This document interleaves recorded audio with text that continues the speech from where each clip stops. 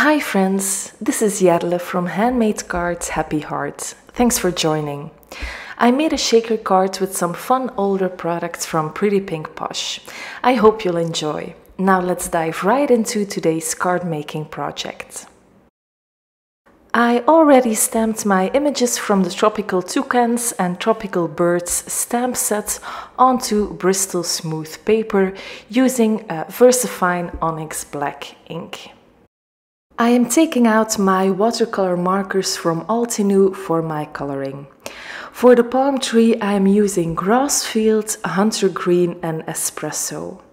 I think I have these watercolor markers for about a year now, but I haven't really used them, which is such a shame really, I know. So I really wanted to try them out now with these images. The markers that I'm using come in different sets. I have 3 of those sets. There are many more, I'm guessing, but my sets are called Tahitian Terrace, Islands of Fiji and Zanzibar. When I'm using watercolor markers, I always start with the lightest color and I blend the color out with my paintbrush and some water. And this way I get some shading because the water dilutes that color. So the part of the image where I went directly to the paper with my marker is somewhat darker than the rest of the image because that color is actually diluted with water. Now for those leaves here on the palm tree, I'm also going with that darker green. So I think that was called Hunter Green. And I'm actually doing the exact same thing as I did before. So I'm putting down my watercolor marker directly onto the paper. And then with my paintbrush, I am kind of spreading out that color. And using the second and slightly darker color really intensifies the shading a little bit. Here I am busy on that trunk of the palm tree, but here I don't add a second color, just because I don't own a darker brown marker. I just have this espresso color here. But the way that I try to darken it up is to just add multiple layers. And I also dry these layers with my heat gun in between. So I'm actually building up the color as I go.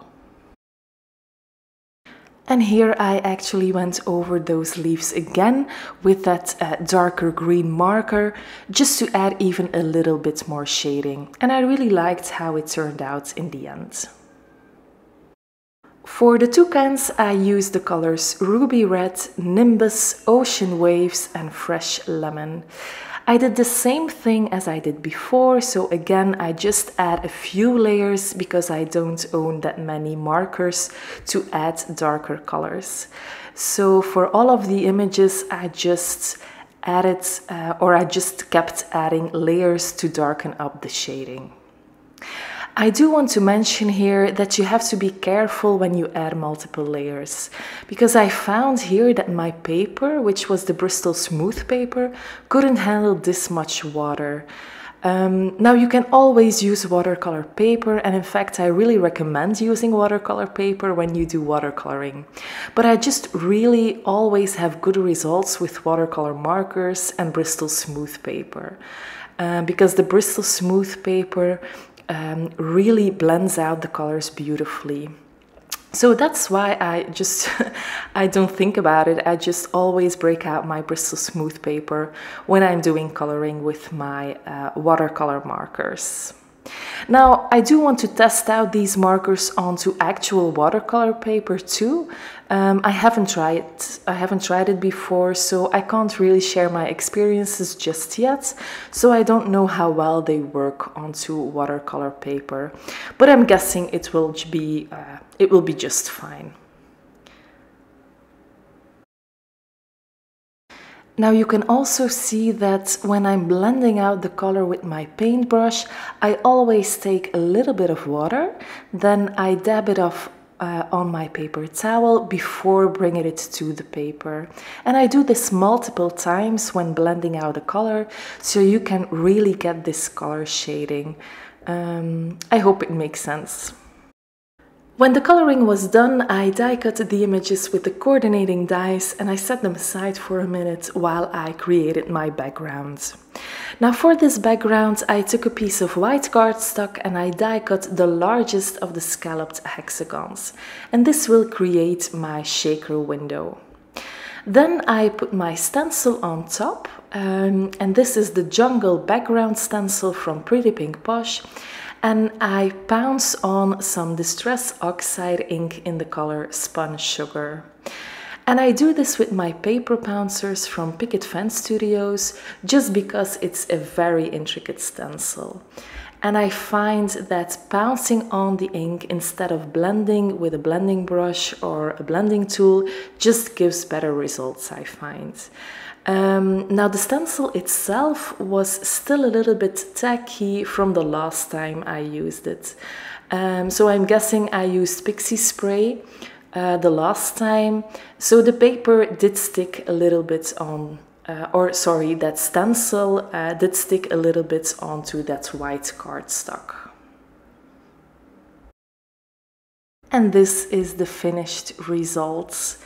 It's subtle, I find, this background, but I think it just gives a little bit of extra something to that panel.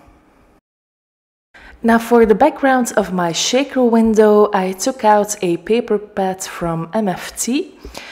This is I think it's called Sweet Summer Color Blends or something, paper pad. And I chose one of those papers which has kind of a blue-yellow color blend. And I trimmed this to 5.5 by 4.25 inches. Now, just for a little bit of added interest, I took that same stencil again and I pounced on that design with white pigment ink. I used Hero Arts Unicorn White, but really any white pigment ink will do. This is just the one that I had on hand, really. Now, in the end, I don't think you really need to do that because it's really, really subtle and you can barely see the design when all the sequins are added, but you will see in the end of the video. Now I did decide to add some black splatters on my light pink background.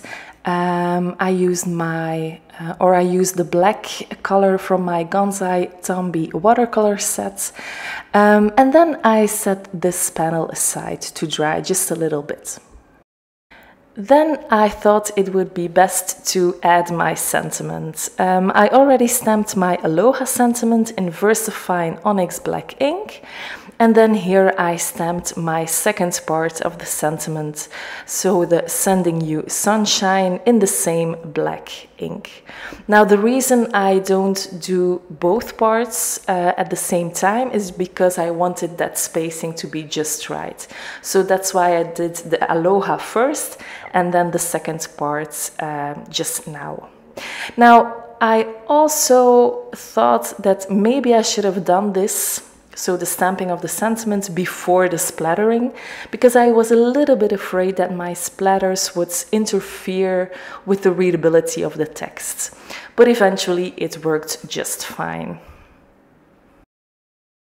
Now onto my shaker panel. So on the back of my background panel, so that's the back of that light pink panel, I first adhered a little piece of acetate. It's see-through, so you can't really see it on the video here. Also, I wanted to add this to the video here, but that footage magically disappeared, so I didn't know what went wrong. But I adhered my acetate just with some double-sided adhesive. And then when my acetate was adhered, then I adhered my foam tape all around that hexagon and all on the back of the panel as well. And I used Heavy Doodle foam strips for this, just because these strips have the ideal thickness for shaker cards, I found. And then a super fun part, I poured in some sequins from Pretty Pink Posh. So here I have this sea glass, which is a beautiful blue sequin, and then I also poured in some pearl white sequins inside that shaker window. Then I removed the liner tape from the foam strips and I adhered that patterned paper from MFT on top. And I made sure to press down firmly so no sequin would escape. And then I took out that hexagon frame. This was die cut before with that scalloped hexagon just in the beginning of the video. And I adhered that frame onto the acetate just with some liquid glue. I also pressed down firmly here because acetate is a very, very slick surface. So you do want to hold this a little bit until that glue is fully dry. Then I took out all of my images and adhered them also with liquid glue. Now normally I would do this with foam squares, but since it's a shaker card, it already has a lot of thickness to it. And I still want to mail it, so that's why I just adhered everything flat onto that panel. Then I took out a white card base and I scored it at 4 1/4 and I folded it so I'd have a side folded card. Now you might have noticed here that I scored it wrong the first time, so on the inside of the card I kind of have an extra score line. But you know, it's handmade, so I don't really mind this small mistake. Then I adhered my shaker card onto my white card base, and this card was all done. I did remove a little ink stain there with my eraser tool, a super handy tool by the way to erase little mistakes, little smudges on your project. But I'm so happy with my cards. I really love the summer vibes and of course that shaker part. Now thank you so much for watching. If you love this project, please give it a thumbs up and consider subscribing to this YouTube channel for more card making tutorials. Until next time, happy crafting. Bye!